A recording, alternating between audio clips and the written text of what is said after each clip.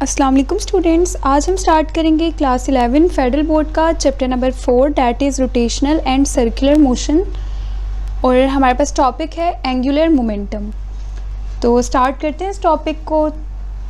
आपके पास angular momentum का topic यहाँ पर गिवन है, ठीक है, बुक में। और इससे पहले हमने मोमेंट ऑफ इनर्शिया को पढ़ा था, ठीक है, सेंट्रीफ्यूग को पढ़ा, फिर मोमेंट ऑफ इनर्शिया को पढ़ा है। अब जो हमारा टॉपिक है, क्योंकि आपने मोमेंट ऑफ इनर्शिया का जो फार्मूला ड्राइव किया है I = mr², ये आपने अपने जहन में रखना है, क्योंकि आज जो हम टॉपिक पढ़ने जा रहे हैं उसमें ये फार्मूला हम यूज़ करेंगे कि mr² यानी किसके इक्वल है, मोमेंट ऑफ इनर्शिया के।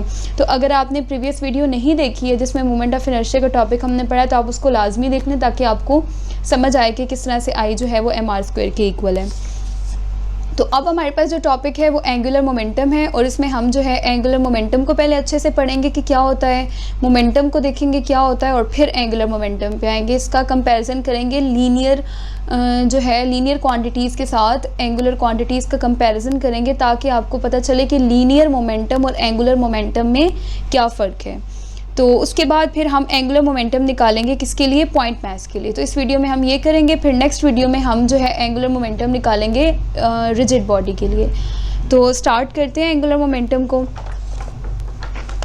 सबसे पहले तो यहाँ पर आपने जो है कंपैरिजन कर लेना है किसका, लीनियर क्वांटिटीज़ का एंगुलर क्वांटिटीज़ के साथ, ताकि आपको जो है क्लियर रहे कि एंगुलर मोमेंटम है क्या, ठीक है। यहाँ पर आपके पास लिखा हुआ है डिस्प्लेसमेंट। लीनियर क्वांटिटीज़ यहाँ पर सारी मैंने लिखी हैं और एंगुलर क्वांटिटीज़ यहाँ पर लिखी हैं। अब जो डिस्प्लेसमेंट है आप उसको किससे डिनोट करते हैं, एस से डिनोट करते हैं, क्योंकि हमने जब इक्वेशंस ऑफ मोशन पढ़ी थी तो उसमें हमने डिस्प्लेसमेंट को एस से डिनोट किया था, या फिर आप डिस्प्लेसमेंट को डी से भी डिनोट कर रहे होते हैं। जबकि एंगुलर क्वांटिटी में डिस्प्लेसमेंट, जो कि एंगुलर डिस्प्लेसमेंट कहलाता है, वो डिनोट करते हैं थीटा से। लीनियर क्वांटिटीज़ में डिस्प्लेसमेंट एस से और एंगुलर क्वांटिटीज़ में थीटा से। फिर आ जाते हैं वेलोसिटी पे। तो आपको पता है वेलोसिटी क्या होता है, displacement upon time is called velocity. तो वेलोसिटी को डिनोट करते हैं वी से लीनियर मोशन में। जबकि जब एंगुलर मोशन में आते हैं तो एंगुलर वेलोसिटी को आप v से नहीं बल्कि ओमेगा से डिनोट करते हैं। ये भी डिस्प्लेसमेंट अपॉन टाइम होती है, लेकिन कौन सा displacement, angular displacement upon time. ये लीनियर डिस्प्लेसमेंट अपॉन टाइम और ये एंगुलर डिस्प्लेसमेंट अपॉन टाइम। उसके बाद एक्सेलरेशन है, तो उसको a से डिनोट करते हैं। यहाँ एक्सेलरेशन को एंगुलर क्वांटिटीज़ में अल्फ़ा से डिनोट कर रहे होते हैं। एक्सेलरेशन इक्वल होती है change in velocity per unit time, यानी वेलोसिटी का चेंज होना, वो क्या कहलाता है, एक्सेलरेशन। जबकि एंगुलर एक्सेलरेशन होता है एंगुलर वेलोसिटी का चेंज होना, यानी ओमेगा का चेंज होना टाइम के लिहाज से, तो वो आपके पास एंगुलर एक्सेलरेशन कहलाता है। अब आते हैं फोर्स पे।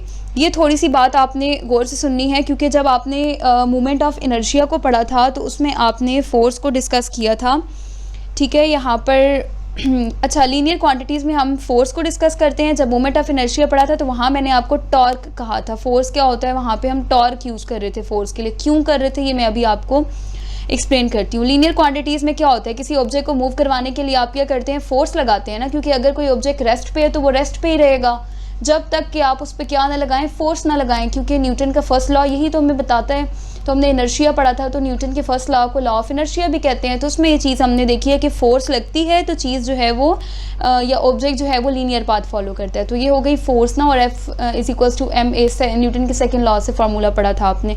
जबकि जब हम एंगुलर क्वांटिटीज़ में आते हैं ना, तो यहाँ फोर्स नहीं, यहाँ पे फोर्स जो है उसकी जगह हम टॉर्क लिख रहे होते हैं। फोर्स की जगह क्या लिख रहे होते हैं, टॉर्क। ये बात याद रखनी है। क्यों लिख रहे होते हैं, क्योंकि यहाँ फोर्स लगती है और चीज़ लीनियर पाथ में मूव करती है। फॉर एग्ज़ाम्पल कोई भी यहाँ पे जो है, यहाँ कोई भी ऑब्जेक्ट पड़ा हुआ है, इस पर आप जो है फोर्स लगाएं तो ये ऐसे स्ट्रेट पाथ फॉलो करेगा, लीनियर पाथ में मूव करेगा फोर्स लगाने की वजह से। लेकिन अगर आप यहाँ एंगुलर क्वांटिटीज़ में आकर फोर्स लगाएं, अब ये बात आपने गौर से सुननी है कि अगर यहाँ पे मैं एक सर्कल बनाऊँ, ठीक है, और यहाँ कोई ऑब्जेक्ट है, तो ये खुद ब खुद तो मूव नहीं करने लग जाएगा ना। आप इस पर क्या लगाएंगे, आप इस पर फोर्स लगाएंगे तो ये ऑब्जेक्ट जो है यहाँ सर्कुलर पाथ में मूव करेगा। तो जब आप इस पर फोर्स लगाएंगे और ये ऑब्जेक्ट क्या कर जाएगा, सर्कुलर पाथ यानी टर्न ले लेगा, मतलब कि ऐसे सर्कल में मूव करने लग जाएगा। एक तरह से हम ये कहेंगे कि फोर्स लगाने से ऑब्जेक्ट को क्या कर दिया है, घुमा दिया है, ऑब्जेक्ट सर्कुलर पाथ में मूव करने लग गया है। तो हम ये कह देंगे कि टॉर्क जो है वो फोर्स को ही क्या कर देते हैं, घुमा देते हैं। मतलब कि फोर्स लगती है और सर्कुलर पाथ में चीज़ मूव करने लग जाती है तो वो टॉर्क कहलाता है।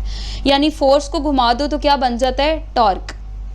ठीक है, फोर्स किसी चीज़ पे लगाएं और जिस पे आपने फोर्स लगाई है वो टर्न कर जाए तो वो फिर फोर्स जो है वो क्या होती है, टॉर्क होती है। इसीलिए हम टॉर्क की डेफिनेशन पढ़ते हैं, turning affect of force. Turning affect of force is called torque. तो ये इसीलिए पढ़ते हैं ना कि टॉर्क लगता है और चीज़ क्या हो जाती है, घूमने लग जाती है। मतलब फोर्स लगाते हैं, वो फोर्स किस में चेंज हो जाती है, टॉर्क में। कब, जब कोई चीज़ ऐसे सर्कुलर पाथ में मूव करने लग जाए। इसके अलावा हम टॉर्क को डिफाइन करते हैं आर क्रॉस एफ से। आर जो है यहाँ पर उस ऑब्जेक्ट का सेंटर से यहाँ तक का क्या है, पोजीशन वेक्टर है, उसकी पोजीशन बता रहा होता है आर। तो ये एक पोजीशन वेक्टर है। तो फोर्स लगती है और जिस ऑब्जेक्ट पे फोर्स लग रही है उसका सेंटर से डिस्टेंस कितना है या उसकी पोजीशन क्या है, तो उस पोजीशन वेक्टर से फोर्स को मल्टीप्लाई करें तो आपके पास आंसर आता है टॉर्क। ये टॉर्क का फार्मूला है, आर क्रॉस एफ।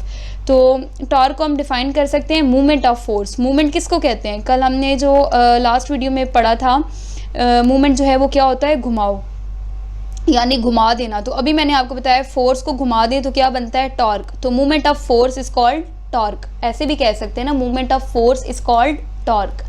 घुमा देना, आप इसको क्या कह देते हैं, फोर्स को पोजीशन वेक्टर से मल्टीप्लाई करें या उनका क्रॉस प्रोडक्ट लें तो क्या आता है, टॉर्क। अगर आपको फोर्स और टॉर्क का रिलेशन पता चल गया ना तो आप मोमेंटम और एंगुलर मोमेंटम का भी रिलेशन निकाल लेंगे। बस ये चीज़ याद रखनी है कि लीनियर क्वांटिटी में फोर्स होती है, जबकि एंगुलर क्वांटिटीज़ में जब चीज़ सर्कुलर पाथ में मूव कर रही होती है तो वो फोर्स को किस में हम तब्दील कर देते हैं, टॉर्क में। ठीक है, उसके बाद नेक्स्ट है मोमेंटम। अब मोमेंटम क्या होता है, हमने लीनियर मोमेंटम पढ़ा था ना, quantity of motion possessed by body. ठीक है, कोई भी बॉडी है वो क्वांटिटी ऑफ मोशन कितना परफॉर्म कर रही है या कितना है उसमें क्वांटिटी ऑफ मोशन, यानी उसका मास और उसकी वेलोसिटी का प्रोडक्ट आपके पास क्या कहलाता है, linear momentum, P. Linear momentum is denoted by P. अच्छा, जैसे यहाँ फोर्स को F से डिनोट किया था, लीनियरली कोई ऑब्जेक्ट मूव कर रहा है उस पर फोर्स लगाते हैं, वो F से डिनोट किया है, इसीलिए इसी तरह लीनियर मोमेंटम को P से डिनोट करते हैं। जब एंगुलर में आए थे तो फोर्स क्या बन गई थी, टॉर्क। क्यों, क्योंकि फोर्स को घुमा दिया। ठीक है, movement of force is called torque. ऐसा हुआ है ना। अब लीनियर मोमेंटम को भी अगर घुमा दो ना तो वो आपके पास एंगुलर मोमेंटम बन जाता है। लीनियर मोमेंटम को घुमा दो यानी movement of linear momentum is called angular momentum. कह सकते हैं movement of linear momentum is called angular momentum. Angular momentum को जो है L से डिनोट करते हैं, angular momentum is denoted by L। और ये P क्या था, P लीनियर मोमेंटम था ना, तो लीनियर मोमेंटम को घुमा दो, क्योंकि एंगुलर मोमेंटम में क्या होता है, ऑब्जेक्ट सर्कुलर पाथ में मूव कर रहा होता है। तो जब ऑब्जेक्ट सर्कुलर पाथ में मूव कर रहा होता है तो तब जो इसका क्वांटिटी ऑफ मोशन वो पोजेस करता है वो आपके पास एंगुलर मोमेंटम कहलाता है। लीनियर और एंगुलर मोमेंटम में सिर्फ ये फ़र्क है कि लीनियर में ऑब्जेक्ट लीनियर पाथ फॉलो कर रहा होता है और जो उसकी क्वांटिटी ऑफ मोशन है वो लीनियर मोमेंटम यानी पी कहलाता है। और एंगुलर मोमेंटम एल से डिनोट करते हैं और इसमें ऑब्जेक्ट जो है वो सर्कुलर पाथ में मूव कर रहा होता है और तब जो क्वान्टिटी ऑफ मोशन वो पोजेस करता है वो एंगुलर मोमेंटम कहलाता है। और जैसे आपने फोर्स को टॉर्क में किया था, क्या कहा था, फोर्स को घुमा दो, turning affect of force is called torque ना। तो इसी तरह लीनियर मोमेंटम को घुमा दो, यानी ऑब्जेक्ट सर्कुलर पाथ फॉलो जब करेगा तो वो लीनियर मोमेंटम नहीं रहेगा, मोमेंटम कौन सा हो जाएगा, एंगुलर मोमेंटम। तो हम कह सकते हैं मूवमेंट ऑफ लीनियर मोमेंटम यानी P is called angular momentum. जैसे ये R क्रॉस F था ना, फोर्स का जो है आपने क्रॉस प्रोडक्ट लिया था पोजीशन वेक्टर से, सेंटर से लेकर उस ऑब्जेक्ट का तक का जो पोजीशन बन रही थी या डिस्टेंस बन रहा था उससे। इसी तरह लीनियर मोमेंटम का क्रॉस प्रोडक्ट लें उस ऑब्जेक्ट की पोजीशन वेक्टर से तो आपके पास एंगुलर मोमेंटम आ जाता है। तो इस तरह से आप इनको रिलेट करके याद रख सकते हैं कि जहाँ लीनियर क्वांटिटीज़ में आप फोर्स लिखते हैं वहाँ एंगुलर क्वांटिटीज़ में टॉर्क आ जाता है। जहाँ लीनियर क्वांटिटीज़ में आपके पास ये लीनियर मोमेंटम मास और वेलोसिटी का प्रोडक्ट होता है, वहीं जो एंगुलर मोमेंटम है वो इसी को घुमाने से आता है। आर क्रॉस पी तो लीनियर मोमेंटम था ना, तो movement of linear momentum, movement क्या होता है, घुमा दो किसको, लीनियर मोमेंटम को, क्या बन जाता है, एंगुलर मोमेंटम। तो अब ऐसा करते हैं, जो आपने पेपर में लिखना है उसको डिस्कस कर लेते हैं। ये बस मैंने आपको आपके कॉन्सेप्ट्स क्लियर किए हैं कि लीनियर क्वांटिटीज़ में किस चीज़ को कैसे डिनोट करते हैं और एंगुलर क्वांटिटीज़ में कैसे करते हैं।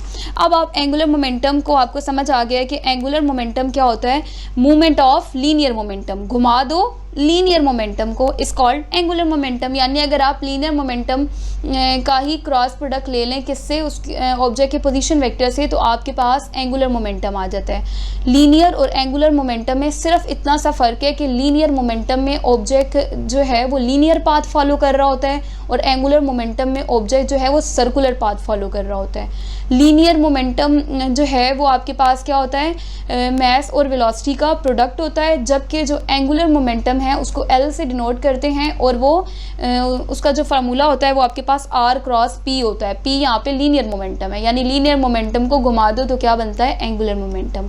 तो angular momentum is also defined as, हम एंगुलर मोमेंटम को डिफाइन इस तरह से भी कर सकते हैं, क्वांटिटी ऑफ मोशन। ठीक है, क्वांटिटी ऑफ मोशन जो कोई बॉडी पोजेस करती है due to its circular motion. Body एक सर्कुलर मोशन में मूव कर रही है ना, जैसे ये एक सर्कल है, ठीक है, ये एक सर्कल में बॉडी मूव कर रही है, तो अब जो ये क्वांटिटी ऑफ मोशन जो ये पोजेस करेगी, जितना ये मूव करेगी, जो इसकी क्वांटिटी ऑफ मोशन है वो इसका मोमेंटम कहलाएगा। लेकिन कौन सा मोमेंटम, क्योंकि ये सर्कुलर पाथ पे मूव कर रहा है ना, तो एंगुलर मोमेंटम। लेकिन अगर यही ऑब्जेक्ट एक स्ट्रेट पाथ में मूव कर रहा है, एक लीनियर पाथ में मूव कर रहा है, तो उस वक्त जो इसका क्वांटिटी ऑफ मोशन होगा वो होगा लीनियर मोमेंटम। ठीक है, पी से डिनोट करेंगे। तो ये हमने जो है थर्ड चैप्टर में मोमेंटम को पढ़ा था, लीनियर मोमेंटम को, और अब फोर्थ चैप्टर में हम एंगुलर मोमेंटम को पढ़ रहे हैं। मैं इसीलिए आपको बार बार उसके साथ कंपैरिजन करवा रही हूँ ताकि आपको ये याद रहें, ये बातें आप इनको मिक्स ना करें और आपको समझ आ जाए कि इन दोनों में फ़र्क क्या है। ठीक है, लीनियर मोमेंटम को पी से डिनोट करते हैं, एंगुलर मोमेंटम को एल से डिनोट करते हैं। फिर formula L is equals to are cross p. P जो है लीनियर मोमेंटम है और आर क्या है, डिस्टेंस है या पोजीशन वेक्टर है आपके पास सेंटर से। ये ऑब्जेक्ट है ना ये, तो इसका सेंटर से जो ये डिस्टेंस है या इसका ये जो पोजीशन वेक्टर ड्रॉ किया है वो आर है। ठीक है, तो आर का पी यानी ऑब्जेक्ट के मोमेंटम, लीनियर मोमेंटम से क्रॉस प्रोडक्ट ले लें तो आपके पास क्या आता है, एंगुलर मोमेंटम। ठीक है, तो एंगुलर मोमेंटम जो है L is equals to are cross p है। The cross product of position vector r, cross product लें पोजीशन वेक्टर आर का with respect to axis of rotation. ठीक है, आर कहाँ से आर डिस्टेंस कहाँ से कहाँ तक का है, यानी एक्सिस ऑफ रोटेशन के लिहाज से जो आपका ऑब्जेक्ट की जो पोजीशन आ रही होती है, आप वेक्टर ड्रॉ करके उसकी पोजीशन बताते हैं सेंटर से वहाँ तक, वो आपके पास आर कहलाती है। तो उस आर का आपने क्या लेना है, क्रॉस प्रोडक्ट लेना है किससे, लीनियर मोमेंटम पी से। आर का क्रॉस प्रोडक्ट लेना है लीनियर मोमेंटम पी से, तो आपके पास कहलाएगा एंगुलर मोमेंटम एल। ठीक हो गया, ऐसा यूनिट ऑफ एंगुलर मोमेंटम। तो एंगुलर मोमेंटम की ऐसा यूनिट कैसे आएगी, ऐसा unit of angular momentum is kilogram metre square second inverse. अब ये यूनिट कैसे आई है, ये देखें, आपके पास एल जो है वो L equals to are cross p है ना, एल इक्वल है आर क्रॉस पी के। ठीक है, एल अगर आपके पास आर क्रॉस पी के इक्वल है, तो पी किसके इक्वल है, पी आपके पास लीनियर मोमेंटम है ना, पी इक्वल है एम वी। पी जो है वो मास और वेलोसिटी का प्रोडक्ट है। ठीक है, तो पी की जगह यहाँ हम जो है एंगुलर मोमेंटम का फार्मूला पुट करेंगे। तो एंगुलर मोमेंटम का यहाँ से लीनियर मोमेंटम का यहाँ से निकाल ले। मैस क्या है, किलोग्राम, और वेलोसिटी का यूनिट क्या होता है, किलोग्राम मीटर पर सेकंड। ये आपने लीनियर मोमेंटम का फार्मूला पढ़ा था ना, किलोग्राम मीटर पर सेकंड। अब हम एंगुलर का निकाल रहे हैं, तो एंगुलर मोमेंटम का फार्मूला होता है L is equals to are cross P. R तो डिस्टेंस है ना, डिस्टेंस का यूनिट क्या होगा, मीटर।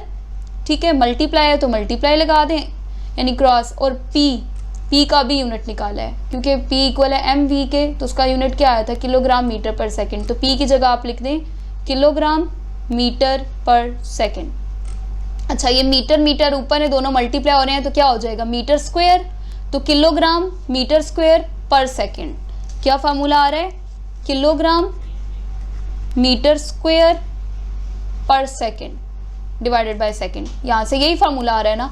अब सेकंड यहाँ पे इसके ऊपर पावर +1 है, और जब इसको हम ऊपर लेकर जाएंगे तो पावर क्या हो जाएगी, -1। तो किलोग्राम मीटर स्क्वायर S-1। समझ आ गई किस तरह से आया है फार्मूला, यानी एल के फार्मूले से हमने निकाला है। आर की जगह आपने डिस्टेंस का मीटर लिख दिया है, और पी की जगह आपने साइड पे मोमेंटम का फार्मूला निकाल दिया, लीनियर मोमेंटम का, जो किलोग्राम मीटर पर सेकंड आया है। तो पी की जगह किलोग्राम मीटर पर सेकंड लिखा है। अब इन सबको मल्टीप्लाई कर दें, मीटर को मीटर से करें, मीटर स्क्वायर आ जाएगा, तो किलोग्राम मीटर स्क्वायर पर सेकंड आ गया, सेकंड नीचे +1 है, ऊपर जाकर क्या हो जाएगा -1। तो kilogram metre square second into second inverse जो है आपके पास SI यूनिट है किसका, एंगुलर मोमेंटम का। यहाँ तक हो गया। उसके बाद इसकी डायमेंशन भी निकाल लेते हैं। तो डायमेंशन कहाँ से निकालेंगे, ये आपने यूनिट निकाल लिया है ना, इसी से डायमेंशन भी निकाल लेंगे, फार्मूला से भी डायमेंशन निकाल सकते हैं, ठीक है। किलोग्राम किसका यूनिट होता है, मैस का, और मैस की डायमेंशन क्या होती है, कैपिटल M। मैस की डायमेंशन क्या होती है, कैपिटल M। अच्छा, मीटर, मीटर किसका जो है होता है यूनिट, मीटर लेंथ का होता है, और लेंथ की डायमेंशन कैपिटल L। तो मीटर का स्क्वायर है ना, तो कैपिटल L का स्क्वायर, ठीक है। मीटर की जगह L आ गया और उसका स्क्वायर, किलोग्राम की जगह M आ गया, क्योंकि मैस का यूनिट है, कैपिटल M से डिनोट करते हैं डायमेंशंस में, तो M आ गया। रह गया सेकंड, सेकंड किसका होता है यूनिट, टाइम का, और टाइम की डायमेंशन क्या है, कैपिटल T, और S के ऊपर -1 है ना, तो कैपिटल T के ऊपर भी क्या आएगा, -1। तो ये आपके पास डायमेंशन आ गई किसकी, एंगुलर मोमेंटम की, mL²T -1। उसके बाद हम क्या कर लेते हैं, angular momentum for a point mass, कोई भी एक ऑब्जेक्ट ले लें जो सर्कुलर पाथ में मूव कर रहा होगा, लेकिन सिंगल ऑब्जेक्ट, ठीक है। पॉइंट मास, एक ऑब्जेक्ट लेंगे जिसका मास m होगा, वो रोटेट कर रहा होगा सर्कुलर पाथ में और किसी फिक्स्ड एक्सिस के गिर्द, और उसका डिस्टेंस क्या होगा, सेंटर से r होगा from the axis of rotation. ये एक्सिस ऑफ रोटेशन है ना, फर्ज करें ऑब्जेक्ट इस एक्सिस ऑफ रोटेशन के गिर्द क्या कर रहा है, सर्कल में मूव कर रहा है, तो इस एक्सिस ऑफ रोटेशन यहाँ से लेकर उस ऑब्जेक्ट तक का जो डिस्टेंस है वो r होगा, और इस ऑब्जेक्ट का मास क्या है, m है, ठीक है। ये बात इंग्लिश में यहाँ पर लिखी हुई है। अब आगे क्या है, by definition of L, L क्या है, एंगुलर मोमेंटम। तो ऊपर हमने एंगुलर मोमेंटम की डेफिनेशन पढ़ी है, angular momentum equals to r cross p। तो हम लिख देंगे angular momentum equals to r cross p। Angular momentum r cross p है। अच्छा, आपने वेक्टर चैप्टर पढ़ा है ना, वेक्टर चैप्टर में जब आप क्रॉस प्रोडक्ट लेते हैं, जैसे आपके पास यहाँ पर दो वेक्टर्स हैं, ठीक है, एक वेक्टर a है और एक वेक्टर b है, इनका क्रॉस प्रोडक्ट लें तो आपके पास आंसर क्या आता है, magnitude of vector a, magnitude of vector b, और साथ में क्रॉस है तो साइन थीटा आता है। और अगर यहाँ डॉट होता तो दोनों वेक्टर्स का मैग्नीट्यूड, और डॉट की जगह आपके पास यहाँ पे कॉस थीटा आता है। तो यहाँ क्रॉस प्रोडक्ट है तो साइन थीटा है, ठीक है, तो ए बी साइन थीटा आता है। अब यहाँ इन दो वेक्टर्स का अगर क्रॉस प्रोडक्ट आ रहा है तो आर पी का मैग्नीट्यूड, ठीक है, ये ऊपर से साइन हट गया क्योंकि मैग्नीट्यूड लिया है, आर और पी लिखा, और ये क्रॉस जो है हटा, तो एंगल कौन सा लेना है आप लोगों ने, साइन थीटा, ठीक है, जिस तरह ये किया था चैप्टर नंबर 2 में वेक्टर के। अब यहाँ पे आर पी साइन थीटा आ गया आपके पास, इसको ओपन करके लिख लिया। अब ज़रा थीटा को डिस्कस कर लेते हैं, ठीक है। चेक करें, ये एक ऑब्जेक्ट है, ये सर्कुलर पाथ में मूव कर रहा है, ठीक है, यहाँ पे आपने गौर से सुनना है। तो ये जो थीटा है ना, ये दो चीज़ों के दरमियान बन रहा है, जाहिर बात है किसके साथ लिखा हुआ है थीटा, आर और पी के दरमियान, इस आर और लीनियर मोमेंटम p के दरमियान बन रहा होता है। अभी मैं आपको नॉर्मली बताती हूँ कि p की डायरेक्शन क्या होती है, ठीक है। अगर एक ऑब्जेक्ट सर्कुलर पाथ में ऐसे मूव कर रहा होता है ना, तो आपको पता है उसके पास वेलोसिटीज़ कौन कौन सी होती हैं, सर्कुलर पाथ में मूव कर रहा है तो हमने पढ़ा था उसके पास सर्कुलर पाथ में मूव करते हुए लीनियर वेलोसिटी भी होती है, और सर्कुलर में मूव कर रहा है ना तो एंगुलर वेलोसिटी भी होती है। एंगुलर वेलोसिटी मैंने आपको राइट हैंड रूल से निकालना सिखाई है कि आप अपनी फिंगर्स को टर्न करें किस डायरेक्शन में, जिस डायरेक्शन में वो ऑब्जेक्ट मूव कर रहा है, ठीक है, उस डायरेक्शन में आप फिंगर्स को ऐसे टर्न करें। फर्स्ट करें ये ऑब्जेक्ट ऐसे मूव कर रहा है एंटी क्लॉकवाइज, तो आप फिंगर्स को ऐसे जो है क्या करेंगे, इस तरह से ऐसे टर्न करेंगे, तो ये जो थंब है ना, ये आपको डायरेक्शन बताएगा किसकी, एंगुलर वेलोसिटी की। तो एंगुलर वेलोसिटी या तो अपवर्ड आएगी या तो इनटू द पेज आएगी, या तो आउट ऑफ द प्लेन या फिर इनटू द प्लेन, ये डायरेक्शन हमने निकाली थी। उसके बाद एंगुलर एक्सेलरेशन की निकाली थी। जब ऑब्जेक्ट सर्कुलर पाथ में मूव कर रहा होता है तो उसके पास लीनियर एक्सेलरेशन भी होगा तो एंगुलर एक्सेलरेशन भी होगा। एंगुलर एक्सेलरेशन की क्या डायरेक्शन निकाली थी, बिल्कुल इसी तरह फिंगर्स को कर्ल करते थे जिस डायरेक्शन में ऑब्जेक्ट मूव कर रहे हैं, और जो आपका थंब है वो आपको डायरेक्शन दे देता था एंगुलर एक्सेलरेशन की।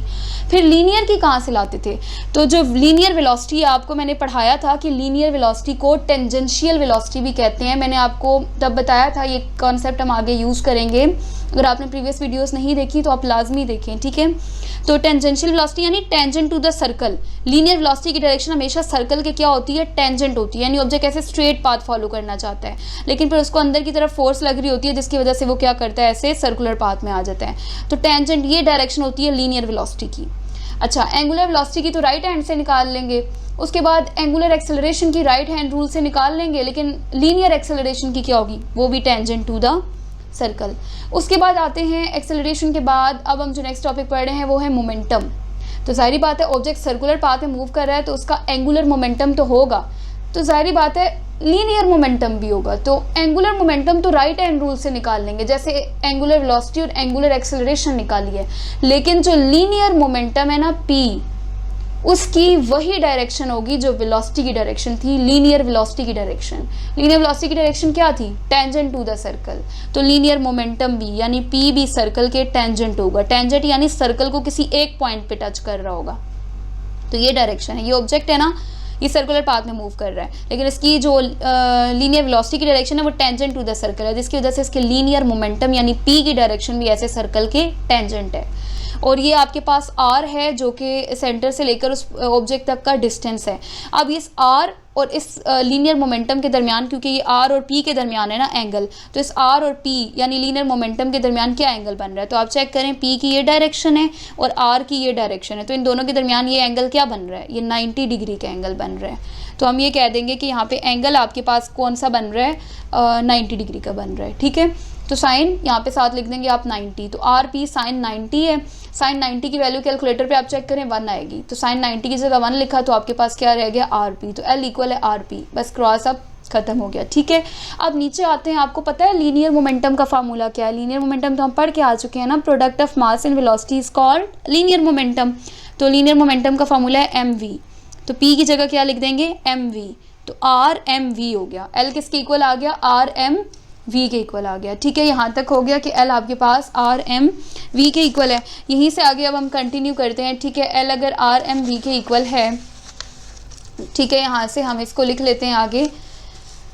The relation between linear and angular velocity. आपको लीनियर और एंगुलर वेलोसिटीज के दरमियान रिलेशन तो पता है, v equals to R omega. ये लीनियर वेलोसिटी है और ओमेगा एंगुलर वेलोसिटी है। r जो है वो सेंटर से लेकर उस ऑब्जेक्ट तक का डिस्टेंस है जो सर्कुलर पाथ में मूव कर रहा है। ये हम ड्राइव कर चुके हैं, v equals to R omega. तो L इक्वल है आर एम वी, वही मैंने यहाँ लिखा, L इक्वल है आर एम वी। यहाँ तक हो गया। अब इस V का फार्मूला पुट करना है, तो V equals to R omega है, तो V की जगह आप यहाँ पे क्या पुट कर देंगे? R omega. तो ये क्या हो जाएगा? M उसी तरह लिख दिया, R और R दोनों मल्टीप्लाई हो रहे हैं तो R का स्क्वायर हो जाएगा और साथ में ओमेगा, तो M R square omega. L का क्या फार्मूला आ गया? M R square omega. अब मैंने इस वीडियो के बिल्कुल स्टार्ट में आपको बताया था, आपको एम आर स्क्वायर दिखेगा, जिसको आपने किसके इक्वल पढ़ा हुआ है? इनर्शिया के। जो लास्ट टॉपिक पढ़ा है हमने, इनर्शिया किसके इक्वल है? एम आर स्क्वायर के। और कौन सा इनर्शिया? Moment of inertia. ठीक है, तो मोमेंट ऑफ इनर्शिया बराबर है एम आर स्क्वायर के। तो इस एम आर स्क्वायर की जगह आप आई लिख देंगे, that is moment of inertia. तो एल का क्या फार्मूला आ गया? आई ओमेगा। ठीक है, ओमेगा एंगुलर वेलोसिटी है, आई इनर्शिया है, मोमेंट ऑफ इनर्शिया, और एल आपके पास एंगुलर मोमेंटम है। तो एंगुलर मोमेंटम का एक और फार्मूला पता चल गया आपको, वो क्या है? Angular momentum of object is also defined as product, ना ये दोनों मल्टीप्लाई हो रहे हैं ना, product of moment of inertia, यानी मोमेंट ऑफ इनर्शिया का प्रोडक्ट किसके साथ? एंगुलर वेलोसिटी के साथ। Product of moment of inertia and its angular velocity is called angular momentum. ठीक है, ऑब्जेक्ट का जो मोमेंट ऑफ इनर्शिया है और जिसकी एंगुलर वेलोसिटी है, उन दोनों का प्रोडक्ट लें यानी उन दोनों को मल्टीप्लाई करें तो एंगुलर मोमेंटम आ जाता है। ये इसकी नेक्स्ट डेफिनेशन। इससे पहले हम इसकी डेफिनेशन यहाँ पर पढ़ चुके हैं। ठीक है, हमने यहाँ पे फर्स्ट डेफिनेशन ये पढ़ी थी कि लीनियर मोमेंटम को घुमा दो एंगुलर मोमेंटम है। उसके बाद एंगुलर मोमेंटम को एल से डिनोट करते हैं। एक और हमने उसकी पढ़ी थी कि सर्कुलर पाथ में जो ऑब्जेक्ट मूव कर रहा होता है, जो वो क्वांटिटी ऑफ मोशन पोजेस करता है, वो एंगुलर मोमेंटम है। ठीक है, इसके अलावा क्रॉस प्रोडक्ट ऑफ आर और पी भी एंगुलर मोमेंटम है। ठीक है, लीनियर मोमेंटम का आर के साथ पोजिशन वेक्टर के साथ क्रॉस प्रोडक्ट लें तो एंगुलर मोमेंटम है। लेकिन अब हमने पॉइंट मास के लिए जब डेरिवेशन की है तो एंगुलर मोमेंटम का एक और फार्मूला पता चल गया कि प्रोडक्ट ले लो मोमेंट ऑफ इनर्शिया का एंगुलर वेलोसिटी के साथ, तो वो भी एंगुलर मोमेंटम है। यहाँ तक आपको क्लियर हो गया। अब ये मैंने एक बात लिखी हुई है यहाँ पे, just like linear momentum is the product of mass and velocity. ये बात आपने गौर से सुननी है। ये हमने पढ़ा है ना, लीनियर मोमेंटम मास और वेलोसिटी का प्रोडक्ट है। Just like linear momentum is the product of mass and velocity. तो ये थोड़ा सा यहाँ पे आपको मैं इसको क्लियर कर देती हूँ कि linear momentum is denoted by P और ये प्रोडक्ट है मास और वेलोसिटी का। ऐसा ही है ना, angular momentum is denoted by L और ये जो है ये इक्वल है, ये किसका प्रोडक्ट है? I और ओमेगा का, I और ओमेगा का। अब यहाँ पे आप इन दोनों को आपस में रिलेट करें, ये क्या है? P लीनियर मोमेंटम, L क्या है? Angular momentum. ये दोनों तो ठीक है। ठीक है, लीनियर मोमेंटम है जब पार्टिकल स्ट्रेट पाथ फॉलो कर रहा होगा, और एंगुलर मोमेंटम है जब सर्कुलर पाथ में मूव कर रहा होगा। अब इस तरफ आते हैं, इक्वल साइन के बाद यहाँ पर वेलोसिटी है, यहाँ पर भी वेलोसिटी है। ये लीनियर वेलोसिटी है और ये कौन सी वेलोसिटी है? ओमेगा यानी एंगुलर वेलोसिटी है। ये दोनों भी ठीक है। मैस की जगह क्या आ गया है, मोमेंट ऑफ इनर्शिया। बहुत इंपॉर्टेंट पॉइंट है ये, मैस की जगह क्या आ गया है, मोमेंट ऑफ इनर्शिया। ये लीनियर था, ये लीनियर मोशन हम डिस्कस कर रहे थे और ये एंगुलर मोशन हम डिस्कस कर रहे थे ना। तो जो किरदार मैस लीनियर मोशन में प्ले करता है वही किरदार moment of inertia angular motion में प्ले करता है। यानी लीनियर पाथ में जहाँ जहाँ मैस आता है, एंगुलर जो क्वांटिटीज़ हैं वहाँ पे मैस की जगह इनर्शिया आता है। ये बात याद रखनी है। जैसे अभी मैंने आपको रिलेशन पढ़ाए हैं ना, जहाँ जहाँ लीनियर क्वांटिटीज़ में एस आता है आप एंगुलर क्वांटिटीज़ में थीटा लिखते हैं, वी आता है एंगुलर में आप ओमेगा लिखते हैं, लीनियर में ए आता है एंगुलर में आप अल्फा लिखते हैं। आखिरी एक और पॉइंट यहाँ पे मैं लिख रही हूँ, जहाँ जहाँ लीनियर क्वांटिटीज़ में क्या आता है, मैस, वहाँ वहाँ एंगुलर क्वांटिटीज़ में मूवमेंट ऑफ इनर्शिया आता है। ये पॉइंट आपने याद रखना है, ठीक है, मोस्ट इंपॉर्टेंट पॉइंट है। ठीक है, यहाँ तक आपका ये एक पॉइंट क्लियर हो गया कि मैस जो है वो मोमेंट ऑफ इनर्शिया के इक्वल है। इस तरह मैंने इनको कंपेयर करवा दिया और आपकी बुक में भी इसी तरह लिखा हुआ है कि एंगुलर मोमेंटम प्रोडक्ट है मोमेंट ऑफ इनर्शिया और ओमेगा का, तो लीनियर मोमेंटम प्रोडक्ट है मैस और किसका, लीनियर वेलोसिटी का। ठीक है, ओमेगा एंगुलर वेलोसिटी है। तो ये मैंने आपको यहाँ से प्रूव भी कर दिया कि किस तरह मैस की जगह मोमेंट ऑफ इनर्शिया आता है। होप सो आपको क्लियर हो गया होगा। अब इसके बाद अगर आपका इस चैप्टर से रिलेटेड, इस टॉपिक से रिलेटेड कोई भी क्वेश्चन है या इस चैप्टर से रिलेटेड जो भी टॉपिक्स हमने पढ़ ली हैं, आपका कोई भी क्वेश्चन है तो आप जो है कमेंट सेक्शन में पूछ सकते हैं।